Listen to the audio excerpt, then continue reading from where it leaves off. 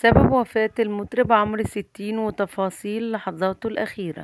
توفي منذ قليل المطرب الشاب عمرو 60 خطيب مريم عامر منيب ابنة المطرب الراحل عامر منيب، حسبما أعلن الفنان محمود العسيلي عبر حسابه الشخصي على موقع التواصل الاجتماعي على الفيسبوك، مطالبا كل محبيه وجمهوره بالدعاء له بالرحمة والمغفرة.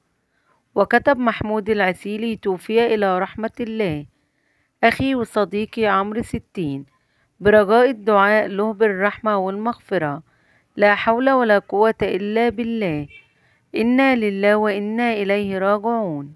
وكشف مصدر مقرب من عمرو 60 كواليس وفاة المطرب عمرو 60 الذي رحل عن عالمنا منذ قليل بشكل مفاجئ، حسبما أعلن الفنان محمود العسيلي، وجاء ذلك خلال منشور عبر حسابه الشخصي على موقع التواصل الاجتماعي فيسبوك.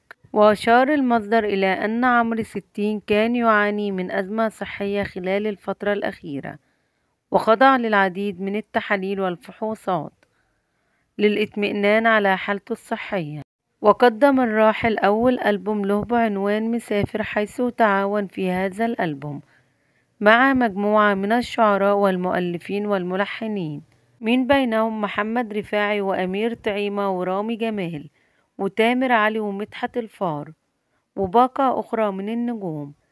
ربنا يرحمه ويغفر له، ونسألكم في التعليقات الدعاء له بالرحمة والمغفرة والصبر والسلوان لأهله ومحبيه.